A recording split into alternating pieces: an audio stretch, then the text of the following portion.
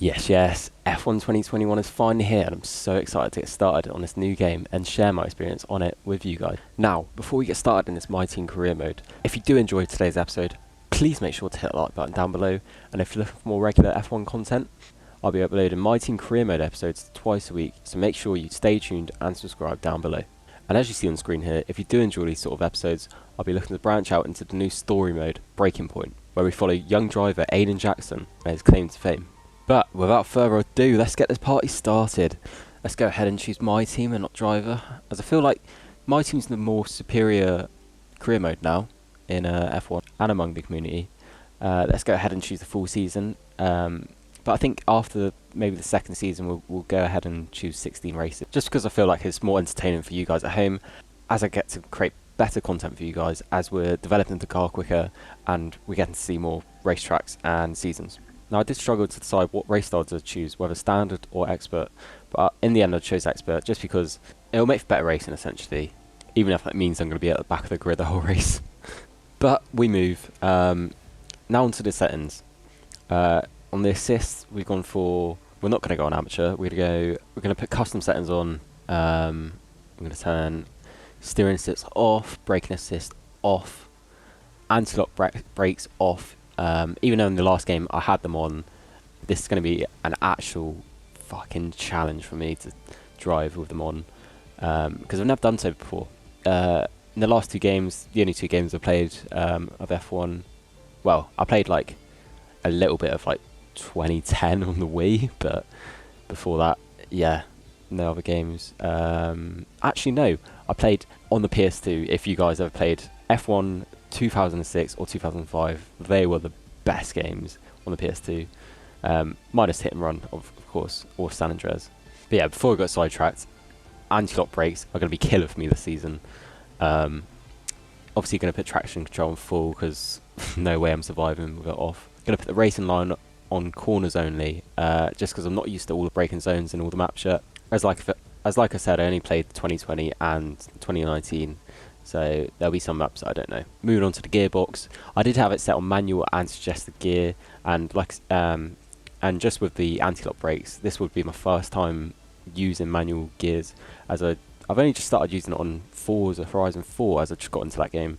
But when I got into practice in Bahrain, I eventually turned them off, just because trying to brake in a straight line and use the gears at the same time was just messing with my head too much, and one of them had to go, and it was the gearbox, unfortunately, just because I'm trying to make this career mode series as realistic as possible, as much as I can, physically as the player, without hindering myself too much and starting from the back of the grid all the time, because no one wants to see that. But before I started waffling on, as you can see with the all new career settings, I didn't want to change much of them, and I left most of them as default, just because I don't know how they work yet, and I think with future seasons we might increase them and decrease them as we go. But with the player faults, I actually set them as high, just because like as I said before, I want to make this as realistic as possible. Moving on to the weekend structure, we're going 50% races and full qualifying, because you know we're no short boys out here. Swiftly moving on to the rules and flags. Again, I left most of this as default, but I had a look at the safety car new feature, as especially last year in my career mode, although I didn't show it on YouTube, I had an issue where the safety car would just never come out in any circumstance. So if it's the same on this game, then I might have to increase the safety car rate. Looking onto the weather forecast now, and I left it as perfect, but again, in the future, if things are too easy or it's not seeming realistic, then I'll move it on to approximate as we go. And finally, we're moving on to the simulation settings. AI difficulty, I really didn't know what to put it as last year I put it as like between 90 and 95, depending on if I was like winning and losing races. But this year I'm going to go with 85, just because I'm not too sure how I'm going to deal with the anti-lock brakes, if I'm going to deal with it well or not at all. So yeah, I set it a bit lower just to help myself in that regard. Surface style realistic, recovery mode flashbacks. I'm going to use flashbacks for the start of this career mode. Maybe in later seasons I'll try and not use them, but I find myself making way too many silly mistakes on F1, and especially in this new game, I've heard that apexes and corners are slippery as hell, so I feel like flashbacks are needed for myself. But don't worry, I'm not going to be using them every single time I go off the track or make a error, because I feel like there's just no point. If I'm going to be winning all the time, there's no point in me playing. So if I make a mistake and a car passes me, I've just got to firm it. But if I'm just spinning out and crashing into the wall and ending my race, then I'm going to use one. We're going to be on simulation damage as well. That's another reason I'm going to be using flashbacks. Just because I feel like AI don't crash into each other enough, and with simulation damage on, they're going to be breaking their wings, they're going to be losing tyres and spinning out, and when they do spin out, they're not just going to be able to carry on, like, they're going to be ending their race, and that's what I want. I want that excitement, and I want that realism to my career mode, so it's a better watch for you guys, and it's funner for me, basically. Finally, now that all the admin work's done, and that you guys at home know what's going on, we can finally get into creating my car and my team.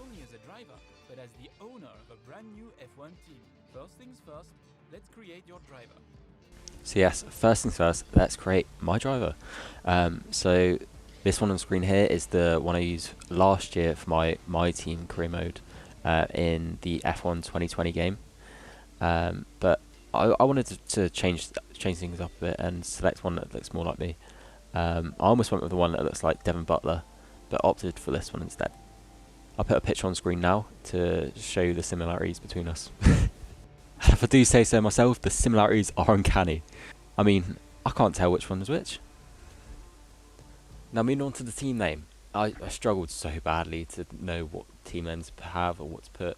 So I ended up going for an old favourite of mine, Brawn GP, and rebranding it as Shoggz GP. I ended up taking the sponsor Duotone, I think it was. I picked it initially just because I felt like the goals were achievable, as they're only asking us to achieve 5 points finishes during a season, and I think that's more than achievable. For myself, I mean, what was it, like 20 races I get, and to finish in the points 5 times, I think we should be aiming for that.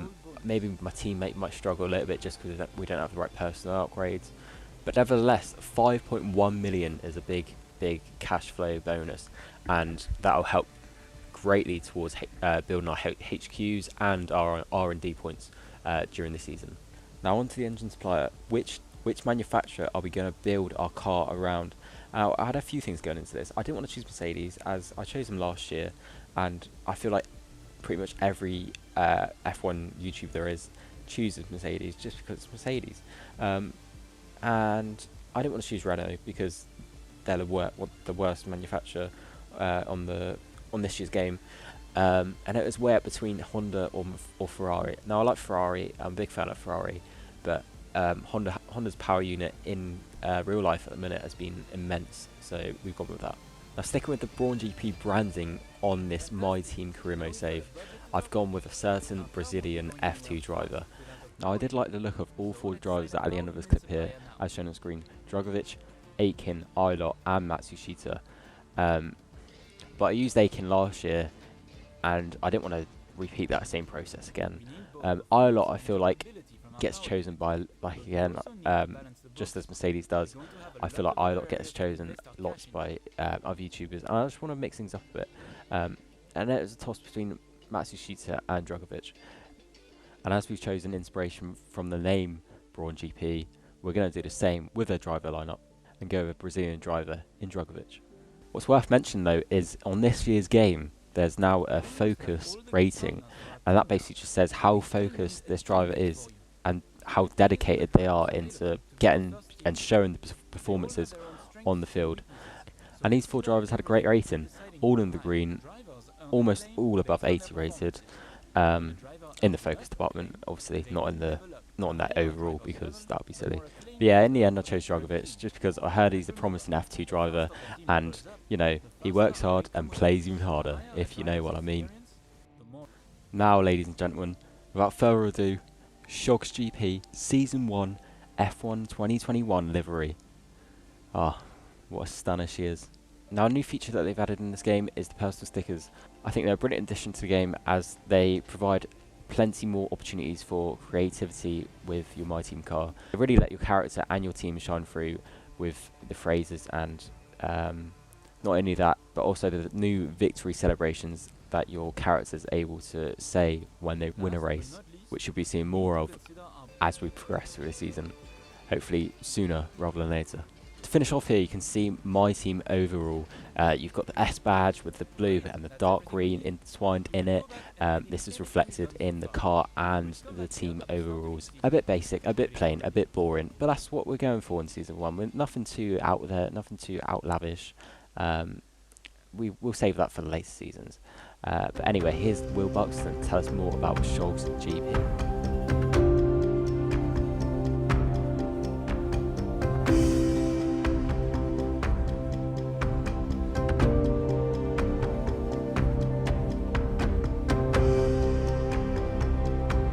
Hello folks, and welcome to this, a very special edition of Paddock Pass.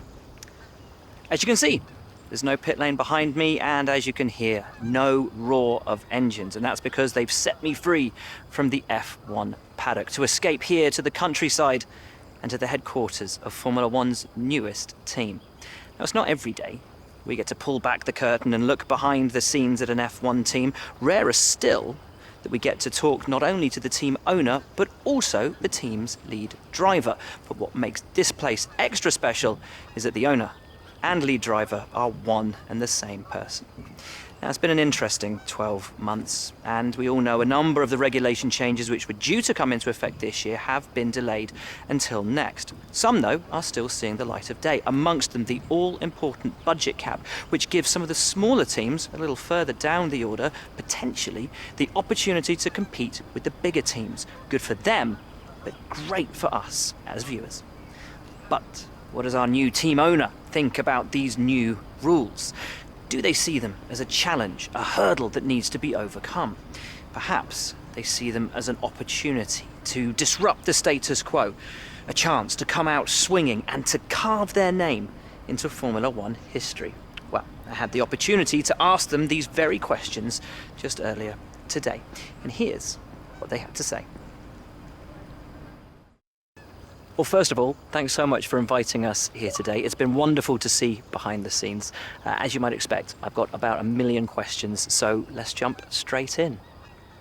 It's been a long time since we last saw a team owner take their own car. Apologies about the audio glitching out here. I don't know what happened, but anyway, I think the option on the left is the sort of team spirit, team bonding we want to build our team around and just get behind. So yeah, the one on the left. I won't lie, it's been a lot of work and there's even more to come. But I wouldn't have taken on the task if I didn't believe in myself and my team. Let's talk about your teammate. Now, it's clear they're excited to have signed with you, but tell me, what is it that you think they bring to the team? Like I said before, in the building of my team, I wanted to find someone that was the perfect fit and wanted to focus on driving and just knuckle down and give me their best performances that they can. So yeah. So you've obviously been putting a lot of work into the car. I know it's early days, but how do you expect it to feel out there? So these choices actually affect what R&D points we get, and we were given to start our journey with. And from what I know about the F1 2020 car, it was very, very draggy.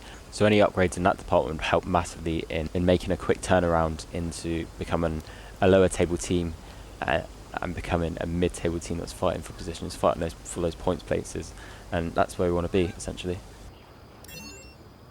Most of the other teams can boast years of experience in Formula One. Where do you see the opportunities to make those vital performance gains you need to put you within reach of the other cars? Like I said before, if we get any chance to reduce drag, we're going to take it. We know how draggy the F1 2020 car is, so yeah, taking that would help us massively in beating the other cars and getting on the level. Ultimately, your success this season is going to come down to whether you can take positions from the other drivers. What is it about your car that's going to give you that edge in those battles? Hopefully we can get the edge over the other cars with hopefully a lighter car that we're able to just turn around those corners easier and just get one step ahead of our opponents. So yeah, we're going to go with the chassis upgrades on this one. And finally, with so many specialist departments... Whatever comment we make here will affect which headquarters gets those initial stage 1 upgrades, and I think we went for the power unit in this one, just because with a lighter and less draggy car we can hopefully get the edge on our opponent and then build the power unit as we go. The headquarters. Thank you for today, really appreciate it, and thank you all at home for watching as well. We'll see you very soon.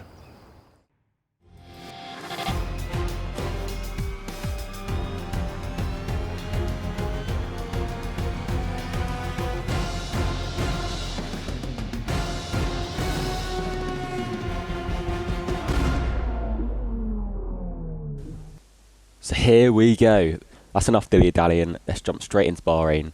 As you may have seen on screen as well, I've just added some more sponsors onto the car, just because I've got to in the car reveal, unfortunately.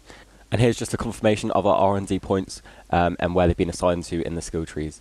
So I don't know how I've answered my questions wrong in the interviews, but somehow I've ended up with only one aerodynamics upgrade and the rest, and the most being put into durability and powertrain.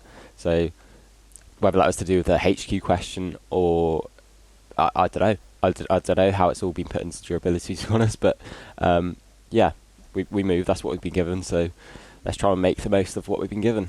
And up in the top right corner, you may notice that we've got 1,500 R&D points to spend, and you know I'm already going to put this in drag reduction, seeing as we didn't get much from the interview with Will Buxton.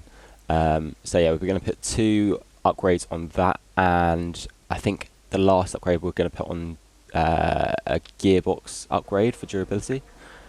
Normally I wouldn't go for durability first, but due to the new mechanical fault player failures, I feel like we might be retiring a lot from that early on during the season. So getting the durability upgraded as soon as possible may help in that department. But on to qualifying now. We go out on our first flying lap of Q1 on the soft compound tyres. And like I said when I was tuning the settings, taking anti-lock brakes off was always going to be a challenge for me, just because I had to judge how far to go into the brake zone and then coast out of the corner, and then finding that area to apply the accelerator again. I was just trying to get used to this track, and I'm sure that'll be like that throughout this whole season and maybe going into next season as well. Yeah, this hasn't been too bad of a first lap for me so far, especially on a new game, and trying to get used to the new tyre system. And just your first lap's never going to be your best lap, is it? So we're just going to come through, just trying to get the best exit out of that last corner as we can to come through on the main straight. And we're going to come through into P3 ahead of Pierre Gasly and, more importantly, my teammate Drogovic. However, that was an early lap that I set, so many drivers were still yet to set lap times, and as you can see here, I'm just getting pushed further and further down the table. But to my surprise, drivers like Ocon, Tsunoda, Gasly, they're all just setting lap times that are slower than myself. Whether this is to do with Bahrain being a power circuit and the power upgrades coming in handy, which I didn't even mean to put on the car. But as the clock ticks down to 3 minutes remaining, I'm still in a net P12, and we could be on our way to Q2 already in this career mode save. But just to cement our position, we go for final lap, just to see if we can improve on that lap time we set earlier on in the race. I felt like the first lap was okay, but as always, there's always room for improvement in this game. As we come through onto that final bend to try and get as much speed into the corner as possible, just trying to slingshot ourselves down the start-finish line. And personally, I think getting into Q2 will be a massive dub for myself, and an even bigger dub for my teammate if he's able to. As it's our first race as a team, and getting P16 will just give us great confidence going into the season. As we come through into this first corner, just trying to slow the car down as much as possible for the sharp bend. But we get a massive twitch of oversteer as I try to go on the accelerator too quickly. Like I said, just trying to get used to that new tyre model. But to my surprise, we're still in the green. We're still going faster than we were last lap. I was maybe send it a little bit too deep into that corner, but I managed to get a good exit as we tried to roll the car around onto his left and right hander. Just trying not to put on the power too much, otherwise we might go a bit too wide and a bit too deep, just before the hairpin here. As you see on the top of the screen, qualifying is complete, so at the minute we are P13, giving us a bit of breathing room between the other drivers, and more importantly between P16 and the drop zone. We lose out on a little bit of time there trying to get the best exit out of that tight left-hander, losing out on almost a tenth of a second on the straight alone. But as we're patiently looking out onto the top left-hand side, we're not seeing any more cars overtake us. We're holding that P13, but we've only got a few more corners to go, just trying to hold on, just trying to keep that delta green, and just trying to get the best exits out of these corners as possible. And just like that, we make a very, very good move at that final corner there, and then back most of the time we're just lost. But just one more corner to go. We've not got any more competitors ahead of us. I think we've done it. I think we've secured Q2 in our first qualifying of this season and in this career mode of ours. What a Q1 that was, and more importantly, what a dub that was for Shoggz GP. Come on. And as you see on the screen here, there's no real shop performances going on. We've got the Alfa Romeos, Haas and Williams coming home in the drop zone, and yeah, everyone's really living up to expectations. But unfortunately, my teammate Drugovic was also part of that group that got knocked out in Q1 by a world-class driver in the form of Kimi Räikkönen. So yeah, for a rookie, I'm not going to expect much more than that. I think he's done well. I'm happy with his performance, really. He's come best of the rest, and what more can you ask for? But hopefully he'll perform even better in the race. So let's see. But here we go, coming on to the first lap of our Q2 session here in Bahrain. Just trying to remember not to do what I did in my last lap in Q1, really, as we tried to roll the car around through this corner and brake as much as possible going into it, rather than just trying to accelerate through it, potentially losing my back end or spinning out. Yeah, as we come down into this hairpin and enter the more tricky and technical part of this track in Sector 2, I'm finding myself losing the most time here, and whether this is because of it's more technical or whether it's because I'm not getting used to this braking, as we lock up here massively and we try to get the best exit we can, but we end up just spinning out and losing the back end as we did in Q1, and that's just not what we wanted at the start of our Q2. And I'm going to have to go out for another lap here just to try and set our pace for this Q2 session. We're going to go straight out after this lap rather than coming into the pits, because these tyres are surprisingly still okay to use, even though I thought I flat spotted them. But as you can see on the screen here, we're only on 8% tyre wear, and I think that's mainly from me locking up on that corner. But to be honest, I'm going to have to count my lucky stars here, because that crash could have easily ended my qualifying session, as with simulation damage on, that could have easily taken off my back tyre just as I span out going into that wall, which could have ended in disaster, to be honest. But moving on to the second lap, I'm not feeling the same composure as I did going into the first lap. And as you can see on those first two corners, I got bad exit after bad exit. But regardless, we come through to set a lap time, just so we can like sort of compare and contrast against it going into our final lap of the session. As with 6 minutes remaining, I don't think we'll be able to fit in 2 more laps unless we go back to back. And with my sort of tyre wear and tyre wear upgrades, I don't think that's possible. And yeah, as you can see on here, we're currently sat in P16 behind everyone, and more importantly, 200ths of a second off Fernando Alonso and 400ths of a second off Esteban Ocon. So we've got some catching up to do. And as we rejoin onto the track here, we're already making moves on our previous lap times, gaining almost 400ths of a second just through Sector 1 alone, as we go through the tight left and right hander, weaving our way down towards the hairpin, trying not to get too much on the curb and too much on the accelerator too quickly. And that little twitch on the curb maybe lose the driving line. And as we can see here, I lost all my time I gained in Sector 1 just through that hairpin alone. And yeah, it doesn't look like we're going to catch either of the Alpine cars now. And that's what you've got to be careful of on this new F1 game. You've got to be more responsive and react quicker to your own handling and the conditions around you. Yeah, as I said before, we're coming down towards the last corner. We managed to gain like maybe a 10th or 2 tenths, but yeah, that's just not going to be enough to get into Q2, let alone make any positions on my rivals or any of the Alpine cars, unfortunately. And I did actually stay out for another lap, making almost 3 tenths on this lap, but yeah, again, I made a move on Alonso, but unfortunately he did end up taking the position back at the end of qualifying. So yeah, going into the race, we're going to be starting P16, and that's where I expected to be be honest. I didn't expect myself to be any higher, or let alone any lower. But yeah, this gives me room for improvement. So without further ado, let's get into today's race. Months of rumour and speculation all come to an end today as we return to racing for the opening event of what promises to be an enthralling season. Welcome along then to round 1 of this year's Formula One World Championship. We go racing today around 3.36 miles of the magnificent Bahrain International Circuit, with 15 corners and 2 good passing opportunities into turns 1 and 4. Keep an eye out for drivers locking the front left tyre into the tricky braking zone of turn 10.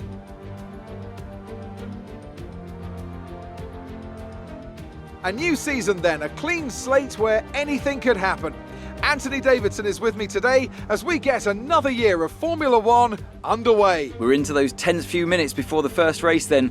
Everyone's a little bit nervous about reliability. They haven't been running in the hot, turbulent wake of other cars in practice. And they've not been pushing at 100% for long durations.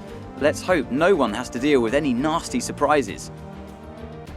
Let's run you through the driver grid order for today's exciting race. Valtteri Bottas lines up on pole position, and it's Lewis Hamilton alongside. Looking down the rest of the grid, we have Perez, Norris, Max Verstappen and Ricciardo, Vettel, Stroll, Leclerc and Carlos Sainz, Tsunoda, Gasly, Fernando Alonso and Raikkonen, Ocon, Shaw, Felipe Drugovich and Mick Schumacher, Giovinazzi, Russell, Latifi and Nikita Mazepin.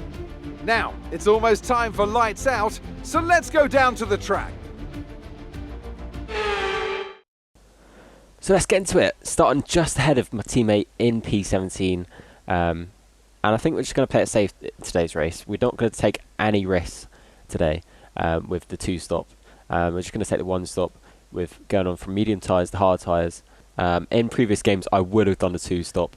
And if my car had more upgrades and a better power unit and just, a better car overall, I would usually back myself in those sort of situations. But I think our best bet is just trying to do the 1-stop and getting ahead of the drivers in front of us and just trying to hold position to hopefully earn a couple of points. You never know, we might get 1 or 2 here. But to 5 red lights of the Bahrain Grand Prix in the first episode of my My Team Career Mode, and we're underway. It's a slow and sluggish start by myself as the cars ahead of me like Raikkonen and Ocon, they're already making moves and I'm just getting dragged down here by my teammate. But we make the move to the inside, getting 2, 3 cars maybe, going shaky on the throttle as we touch Tsunoda, as we're all trying to wiggle out that first right-hander, going into the left-hander.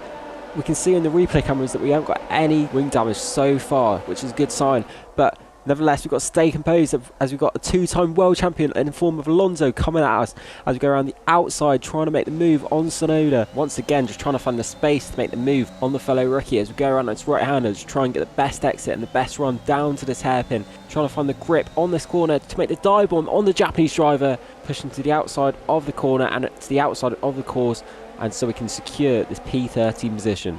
Now, hopefully we can maintain this sort of momentum, looking ahead towards Ocon and potentially the points playing positions. But before we get ahead of ourselves here, let's take a look back at the start of this race, focusing in on who could be the leader of this championship come the end of the season. Will it be a Mercedes? Will it be a Red Bull? Who knows? But Bottas leads the way with Perez out in second place, beginning to make ground on each other and more importantly their teammates. As we look at Verstappen and Hamilton, Verstappen goes defensively to the inside, with Hamilton going round, trying to find the space round the outside or in the inside, but he just can't seem to find it. Now he's being put under pressure by Lando Norris, who goes around the outside of that corner, but Hamilton comes back on the inside, racing by fine margins here, separated by millimetres here, as Norris gets a kick of oversteer and has to back out of the hairpin and of that battle as he's forced wide by Hamilton. But Norris gets a good run out of the corner as he goes into the tightest corner of the track. Down into the inside goes Norris, but Hamilton maintains position and Norris has to slam on the brakes there, otherwise he'll go right into the side pod of Hamilton, and Lewis manages to maintain his foot in the door of P4. But back on board with myself now as we're right on the tail of Ocon, going down the start-finish straight, just trying to find the slipstreams, trying to get that extra bit of speed so we can find that glimmer of a gap, just trying to make the move as late as we possibly can, making a dive bomb now into the inside. Ocon has to back out of that move, we force him wide and we managed to get the job done. Up into P12 from P16 already. We've had a great few open laps here in Bahrain. Our next steps are just to maintain this race pace going forward and just to try and look on to Stroll and Gasly if we possibly can, maybe pick up a couple points here if there are any DNFs ahead of us. But the drivers in front of me, Stroll and Gasly, are both great young drivers and are in much better cars than me at the minute. So it's going to be a big challenge to try and catch these guys, and an even bigger challenge to even overtake them, especially Lance Stroll, who's on the soft compound tyre and in the Aston Martin car with the Mercedes engine. I don't think we're going to be getting past them anytime soon. However, I'm woeful out of that last corner, and as we get a horrible exit and entry into it, as we held the door open for Ocon to come through and reclaim his position. Our P12, we go into the corners trying to take the racing line, but we get jumped by Ocon, who pushes us wide out of circuit as we have to give him the room, and he makes some more contacts with us as we rejoin the track. Some dirty racing by the Frenchman, but some underwhelming racing by myself, as Tsunoda now looks to try and find the space to make his move to P13. But we have to stay calm in these situations. We can't just lose composure as we did so in qualifying. We've got to get on the back of Ocon and try to reclaim that position rather than let it drop to Tsunoda. We go aggressive to the inside of that corner, trying to get the best run as we can on Ocon as we nudge him a little bit going into that corner, just as he did as he overtook us earlier on. But just in the slipstream of Ocon, we're just trying to make the move without overtake, going around the outside of the first bend, trying to give him as little room here as we can so we can get the best chance of claiming this position going into this straight here, because we don't want him overtaking us at the fourth corner, as we've seen done so many times in real life and this year in Bahrain with Max Verstappen and Lewis Hamilton. But we managed to maintain a big enough gap, but Ocon comes right back at us. A great battle going on just for P12 of all places. It's not even for any points, but what it is for the potential of points if we see any DNFs ahead of us, which we're counting on in this race, because our car isn't capable of reaching Lance Stroll and Gasly ahead of us. I don't think so. But then there's this tricky left-hander that I'm going into right now. I've been so bad on all race at trying to find the braking zone and trying to find the right place to park my car up going into the braking zone without losing any more grip on my tyres, because those tyres are wearing out so quickly. This meant I've lost more time on Gasly and Stroll ahead of me, and more importantly, more time on Tsunoda and Ocon behind me, who were just you saw on that straight, but just coming at me at rate knots. So much so that I've actually held Ocon up, and now Tsunoda's overtaken him and now having a battle behind me. So hopefully they can continue battling so I can pull away from them and I can create a little bit of a gap here, just so I can have some breathing room and focus on my driving rather than focus on being defensive.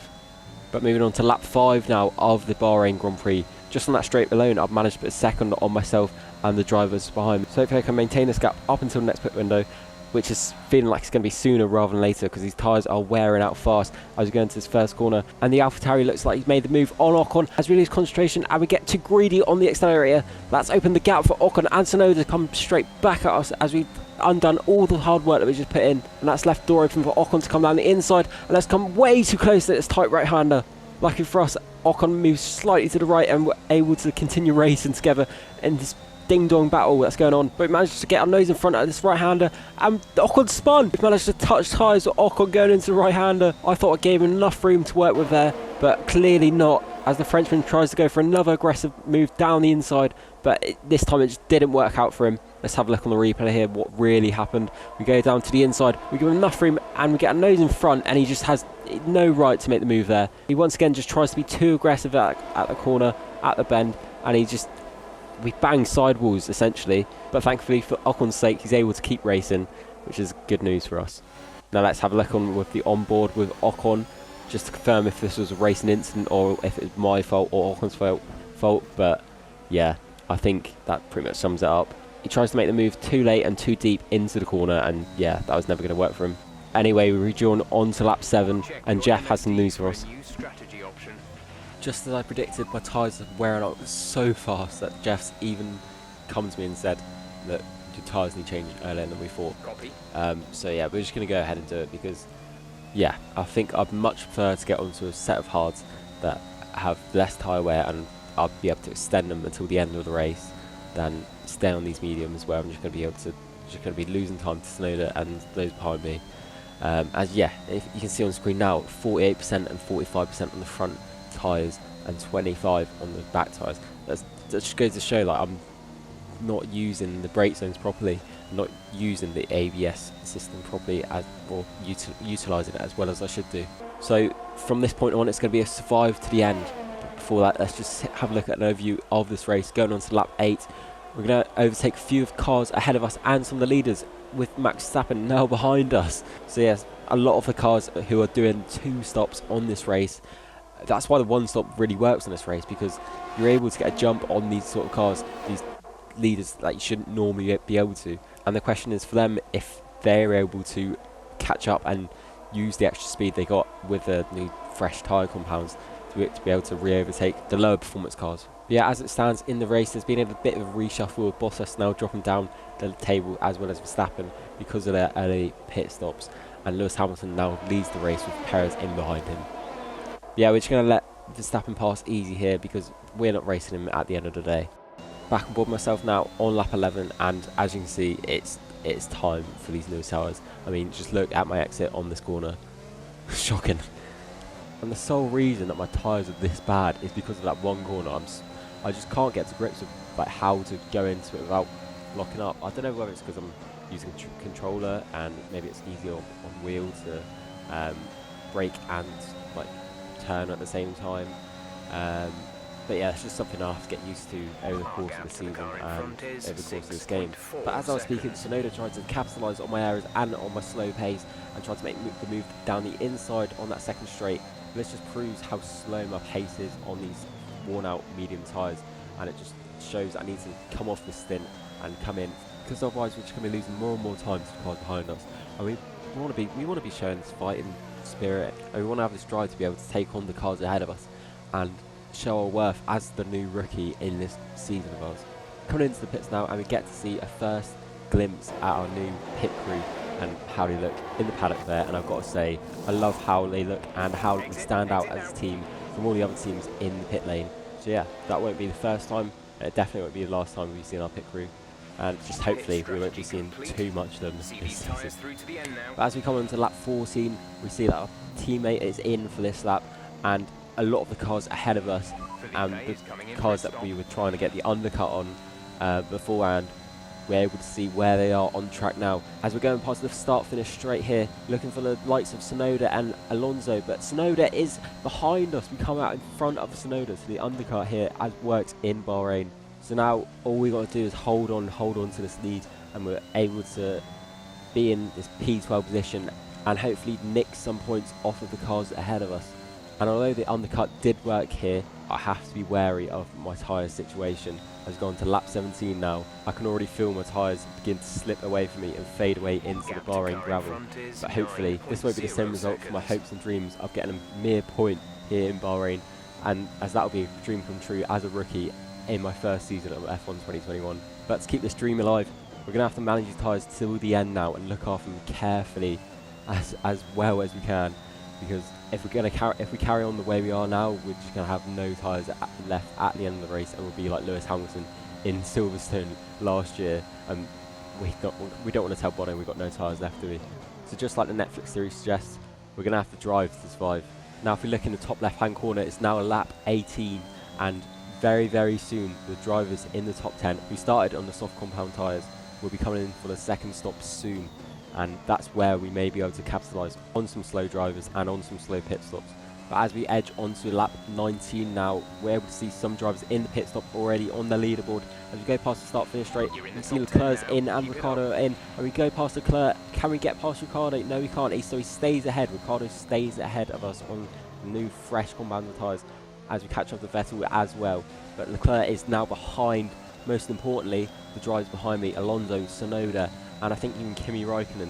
So we got a 3-driver gap to Leclerc, and he's come back to a point-paying position. So hopefully we have this in the bag. All we got to do is drive safely and calmly through the corners.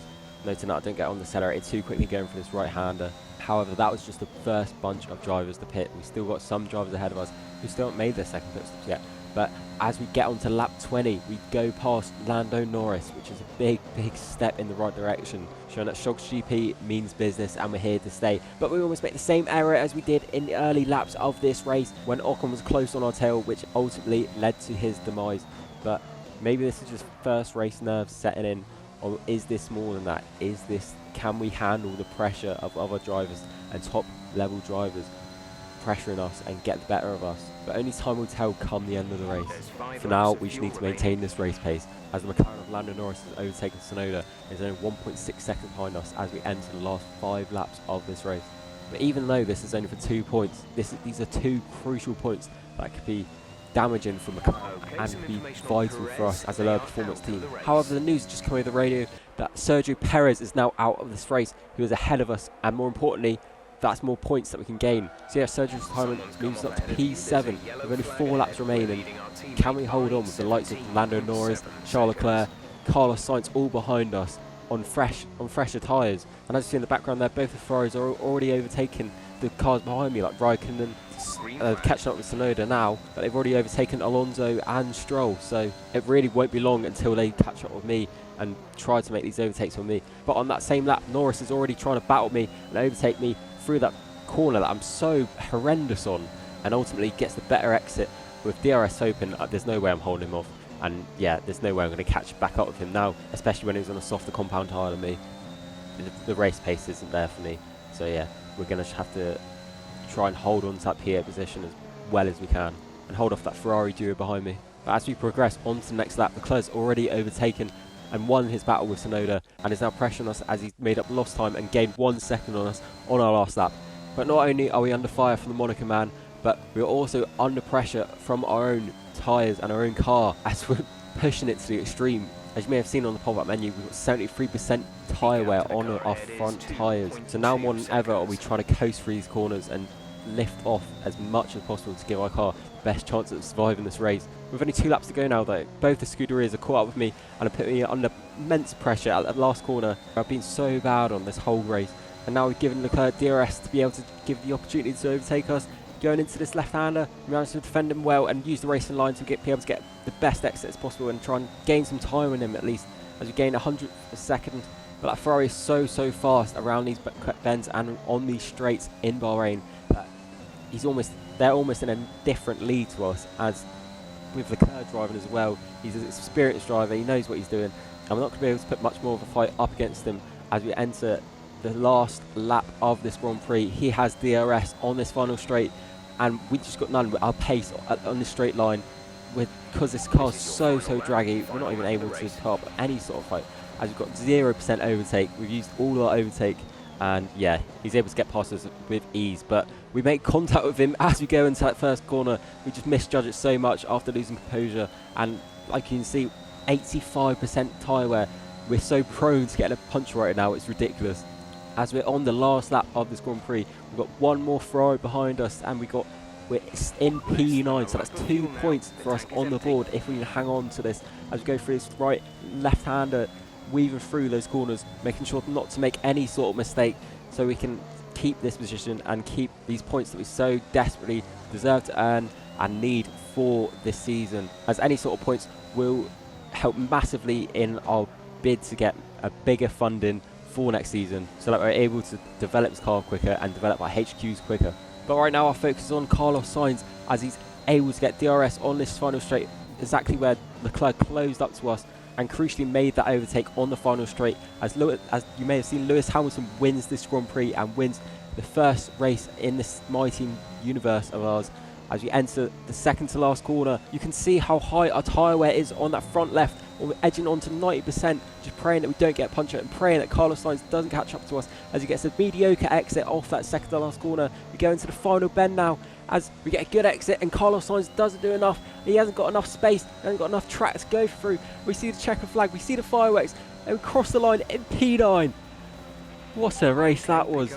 Usually in your first race, it's usually so mediocre because you haven't got any upgrades, but this race had it all today. We managed to get that P9 position, we managed to hold off some of the best drivers on the grid, and hopefully this is the sign of good things to come. On the pit wall after a superb win here at Sakir, and rightly so. What a brilliant effort from the whole team.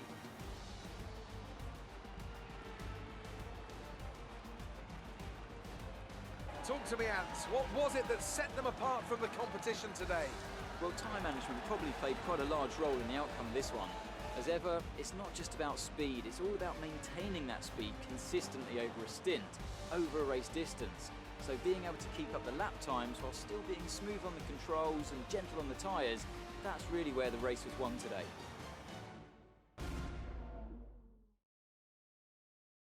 Mercedes are on top form once again after an excellent race weekend. It's great to see them up on that podium once again.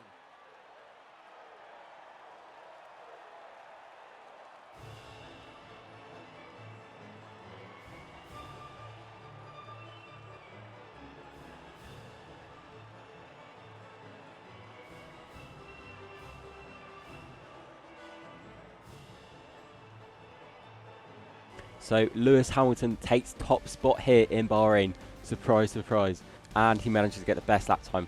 So he managed to get the full 26 points. But more crucially, he finishes above rivals Verstappen and Bottas. And I'm sure Bottas isn't going to be happy with me as I held him up during my pit entry.